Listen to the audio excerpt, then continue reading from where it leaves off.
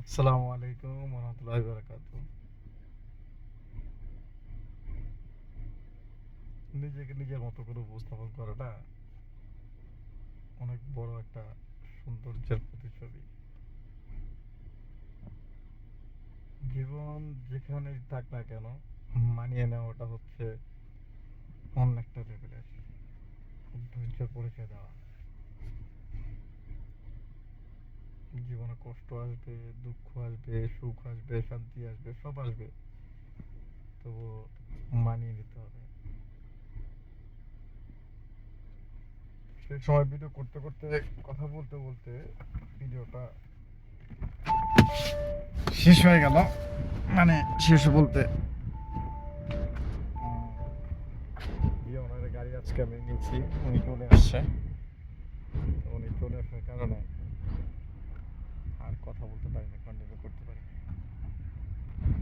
আকাশটা কিন্তু অনেক সুন্দর, অনেক সুন্দর আকাশ, পুরো মেঘ জমা আছে, অনেক সুন্দর একটা আকাশ। এটা হচ্ছে দুবাইয়ের স্টুডিও সিটি। দুবাইয়ের অনেকগুলো সিটি আছে, international city, studio city, media city. তবে এর যে যে সিটিগুলো তৈরি করে, এগুলো আসলে অন্য অন্য লেভেলের সৌন্দর্য বহন করে। আমরা চলে আসছি। হ্যাঁ, কথা হচ্ছে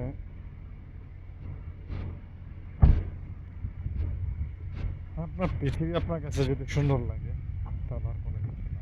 পৃথিবীটাকে নিজের করে সুন্দর লাগতে হবে, এর চাইতে বাইরে কিছু না। আর 22 আলট্রা দিয়ে ভিডিও করা আর সাথে ভিডিও করা অনেক তফাৎ।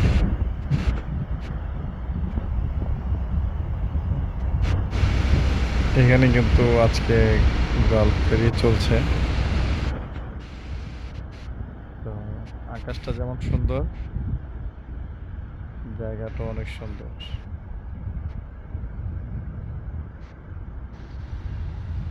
জায়গাটা ভীষণ সুন্দর।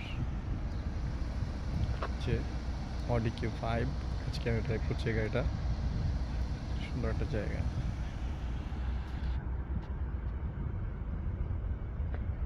তো বলতেও পারবে না এগুলো আসলে ন্যাচারাল বিউটি না, এগুলো হচ্ছে হাতে তৈরি করা বিউটি। এটা আমাদের মতো যারা লেবার দুবাইতে কাজ করেন, তারা তৈরি করেছে এগুলো। এগুলো তাদের হাতে তৈরি করা। আজকে এইসব জায়গায় আসতে তাদের অনুমতির প্রয়োজন হয়। এটা হচ্ছে ইকোস্ট্রিয়ান পোলো ক্লাব। এখানে হর্স রেস কোর্স আছে দুইটা, এরপরে গল্ফ রেস কোর্স আছে দুইটা, এরপরে এই যে হর্স, ওই যে আপনাকে আমি হর্সগুলো দেখাচ্ছি, হর্সগুলো এই যে দেখাচ্ছি আমি এখানে, এই যে হর্সগুলো মানে ঘোড়া, এই যে ঘোড়াগুলো এখানে, এই যে ঘোড়াগুলো এখানে, ঠিক আছে। এটা হচ্ছে হর্স রেস কোর্স। আর ওই পাশে আছে গল্ফ কোর্স। তো মূলত হচ্ছে জার্মানি, ইউকে দেশের ন্যাশনাল সিটিজেনশিপ যারা আছেন, ন্যাশনাল সিটিজেন যারা আছেন, তারা সবাই এখানে কনভার্টেড হয়ে গেছে, মানে দুবাইতে চলে আসছে। তো দুবাই তাদেরকে ব্যবসার জন্য যে সিকিউরিটিটা দেওয়া প্রয়োজন, সেটা গভর্নমেন্ট এনশিওর করছে যে তোমরা আমাদের এখানে ইনভেস্ট করো, আমরা তোমাদেরকে সেই সিকিউরিটি দিব। তো আসলে এত সৌন্দর্য সব দেখানোর উদ্দেশ্য হচ্ছে, যদি আপনার কাছে টাকা থাকে, আপনি দুবাইতে ইনভেস্ট করতে পারেন। দুবাইতে ইনভেস্ট করলে আপনি লসের মুখে পড়বেন না, আপনি লাভবান হবেন, আপনার জন্য ভালো হবে, আপনার সময় দিন মাস সুন্দর কাটবে। এখন কথা হচ্ছে যে কোন কোন সেক্টরে ইনভেস্ট করা যায়। ধরেন আপনার কাছে বাংলাদেশের 50 লাখ টাকা আছে, আপনি চাইলে রিয়েল এস্টেটের ব্যবসাটা শুরু করতে পারেন ছোট করে। ধরুন আপনার কাছে বাংলাদেশের 20 লাখ টাকা আছে। আপনি ছোট আকারে ব্যবসা শুরু করতে পারেন। তো আসলে সেই পুঁজিটা হচ্ছে ইম্পর্ট্যান্ট। আপনার কাছে যতটুকু ইনভেস্ট আছে আপনি ততটুকু আপনি ইনভেস্ট করেন। আপনার জন্য সাকসেস হতে সময় লাগবে না। দুবাই তো, দুবাইতে সাকসেস রেশিও খুব ভালো। এখানে যাদের কাছে টাকা আছে তারা টাকা দিয়ে অবশ্যই টাকা তুলতেছে, কিন্তু বাংলাদেশে সেটা হচ্ছে না। সুন্দর, তবে আমাদের দেশে গ্রাম অঞ্চলে হলে না এই জায়গাগুলো তো শাক দেখা যেত, তাই না? প্রচুর শাক, এগুলো অনেক দেখা যেত। খুবই সুন্দর গ্রাউন্ডস, তবে হালকা একটু গরম পড়ছে, গরম লাগছে একটু।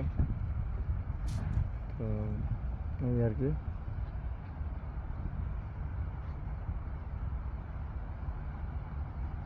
আমি আমার জবটাকে এই জন্য একটু বেশি করি, কারণ রেসপেক্ট করি, কারণ এই জবের উসিলায় আল্লাহ আমাকে অনেক সুন্দর সুন্দর জায়গায় আমাকে নিয়ে গেছে। অনেক মানুষের সাথে ঘোরাফেরার অভিজ্ঞতা আমার হয়েছে, আমি অনেক সুন্দর সুন্দর জায়গা দেখছি। তো ওইটা হচ্ছে এরকম, ঘুরে ঘুরে ছোট ছোট ভিডিও করলাম, নিজে কিছু দেখলাম, দেখালাম। সৌন্দর্য দেখতে কিন্তু কোনো বাধা নেই। সৌন্দর্য আপনি যতটুকু দেখতে পারেন আপনার ততটুকু ভালো লাগবে।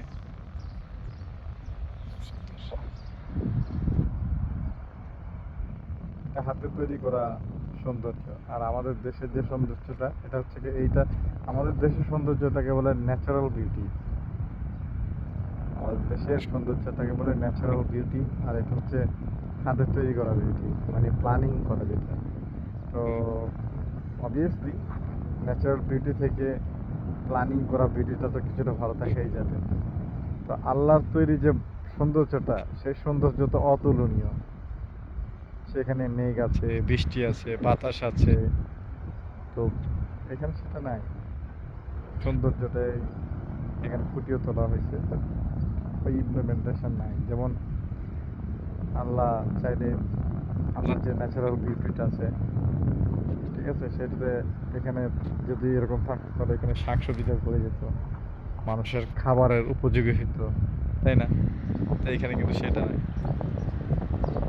খুব দারুণ জায়গা, ভালো লাগছে। সবাই ভিডিও দেখবেন, কমেন্টস করবেন, ঘৃণা করবেন না, ভিতরে হিংসা রাখবেন না, ভালোবাসবেন মানুষকে, ঠিক আছে? আমার আরেকটা অনুরোধ, যেহেতু আমাদের পিসফুল মাইন্ড আমাদের দরকার নেই। আমাদের যেটা দরকার সেটা হচ্ছে যে যেহেতু আমাদের দেশে আমরা মুসলিম, আমরা চেষ্টা করব যে আমাদের স্ত্রী ও সন্তানকে পর্দার বাহিরে নিয়ে আসতে, কারণ এটা আমাদের ধর্মের সাথে যায় না। এই কথাটা বলার উদ্দেশ্য হচ্ছে, আমি আমার অনেক রিলেটিভদের মধ্যে দেখেছি যারা তাদের নিজের স্ত্রীকে ডিসপ্লে আকারে প্রকাশ করে, মানে ডিসপ্লে আকারে তারা প্রকাশ করে। তো ভিডিও দেওয়ার উদ্দেশ্য হচ্ছে একটাই, সৌন্দর্য দেখুন, সৌন্দর্যকে উপভোগ করুন। তবে তবে এটা লাস্ট কিছু তো উপদেশ থাকবেই, নিজের ওয়াইফ এবং বাচ্চাকে অবশ্যই, হ্যাঁ, মানে ছেলে হলে তো সমস্যা নাই, বাট